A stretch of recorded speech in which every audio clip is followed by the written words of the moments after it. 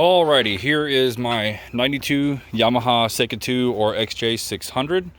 I just pulled it out of the shed here, just backed it up. Figured I'd let it get in the light a little bit here. It's kind of dusk right now, but I figured I'd do just a quick little walk around the bike and kind of show up, or show, I guess, just detail, some of the stuff on the bike, show any kind of scratches or any kind of, wear that I'm aware of. Again, this is a 1992, so it's not going to be brand new or perfect. So as we just kind of come around, this is a actual Corbin Seat. It's a few years old. I've had it for a few years, and actually when I got it, it already had some of this wear on it, and this wear has not really gotten worse over the years, but that doesn't mean that it couldn't at any point. But this is a great seat. It actually is much more comfortable, sits a little bit deeper, has a much sharper back here, makes long rides very comfortable on this bike, but it's still one you can get up on and kind of, hang over the bike if you need to. This could be recovered at some point. These are usually I think like $600 seats. So, it's a pretty good seat to have on there. Coming around as well, the gas tank has been repainted at one point. The original tank was actually yellow for the bike. Not obviously how it should have been. But when I bought it from the previous owner, the gas tank sat for a while and developed some rust in the bottom. So the previous owner to me was able to get another gas tank that was in good shape, that obviously didn't have any rust, and put that on. So when I got it, it had a yellow tank. So in my time of owning it, I have had the tank repainted, sanded and repainted back to red, and then I actually had some custom vinyl made to actually have the stripes run down the center, as well as actually getting the Yamaha logos made, because all of this obviously was gone. There was no paint. I sanded it down, all the logos were gone. So I put these on to try to keep the authenticity of the bike there. Added this on at the same time to try to keep scratches down.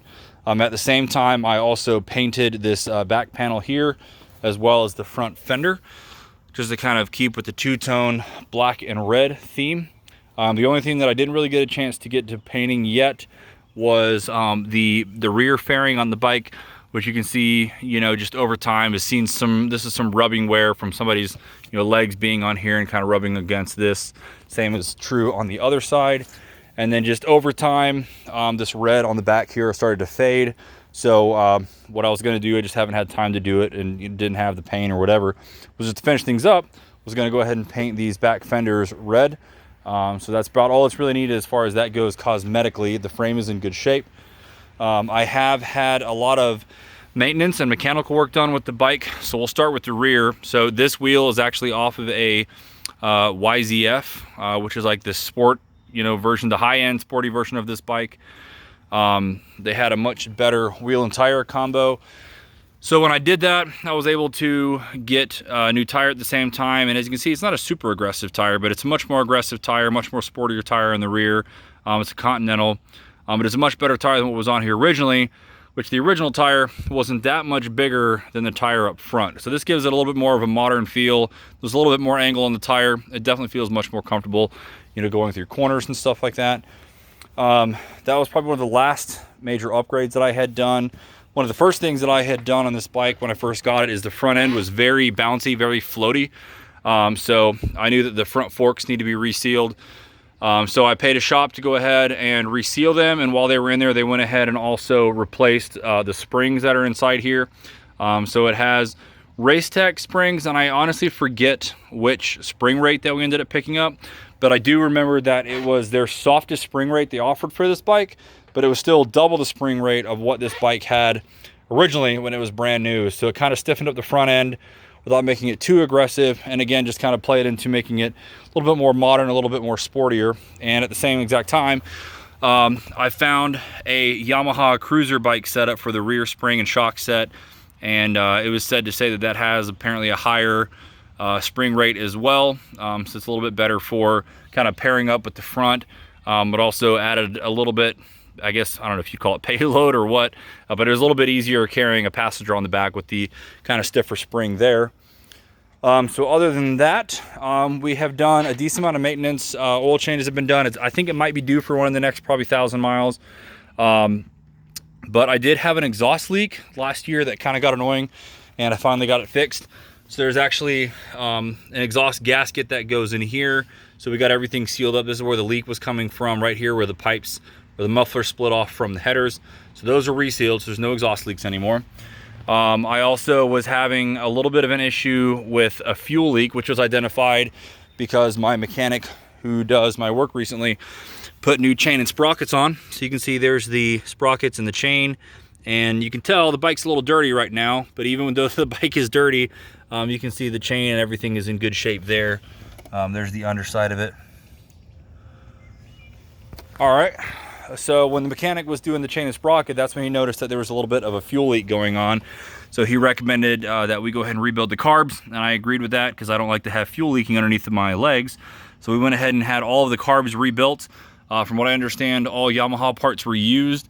The mechanic actually got it resynced up, and the bike actually runs great. I also, later on, this is a big year last year for maintenance, was having an issue with the charging system. As I went through one battery in the summertime and it wasn't charging. So we ended up replacing the voltage regulator, which is under there, and the stator, which is in here. And stator was replaced, battery was replaced, everything was tested out and fixed and good to go. So we got that handled.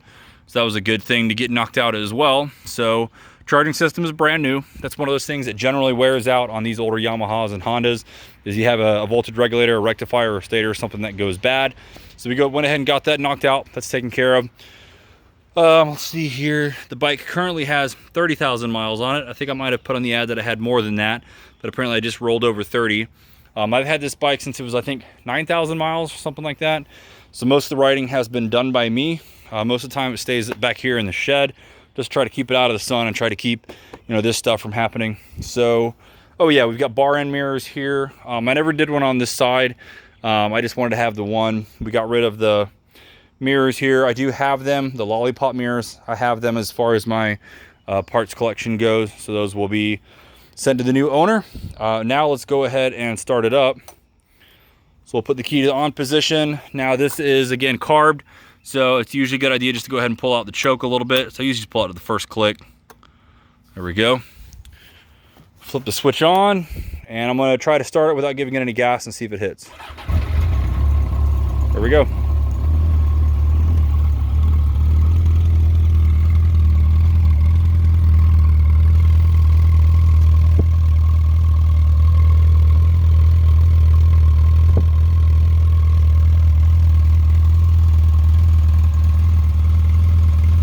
That is the stock mufflers, of course.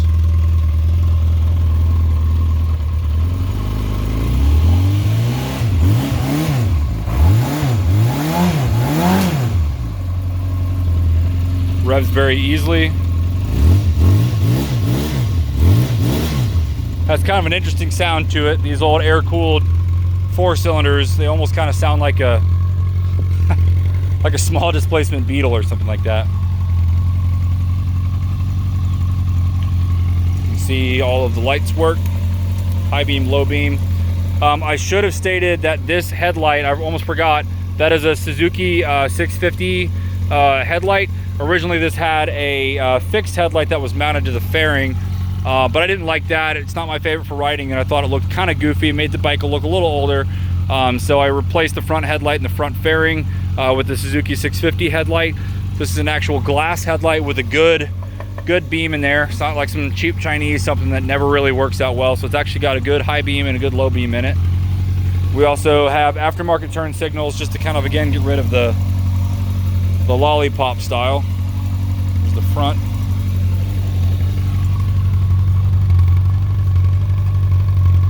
And we'll do one more on the rear.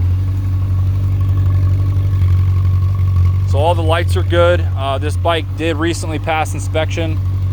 Recently meaning like in the last few months. Plate for me is good until December. So this bike is legal to ride anywhere in the US. Horn works. That was one of the things I was wanting to relocate at some point, but haven't gotten to.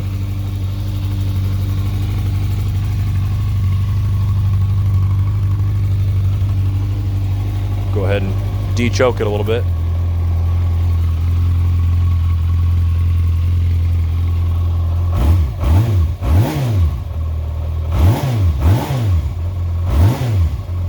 You can even see with the charging system, the headlight barely gets any brighter. So you know we've got a good strong battery, good strong Stator, good strong voltage regulator in there. So yeah, that was it. I'll make one pass around it, but it's definitely a really good, really solid bike. It's older, it's not perfect. It's got, you know, a couple little scuffs and things. I guess the worst, let me see if I can show you the worst of any scratches. So there were some scratches here at one point, which have been kind of painted over, but that's been taken care of a long time ago.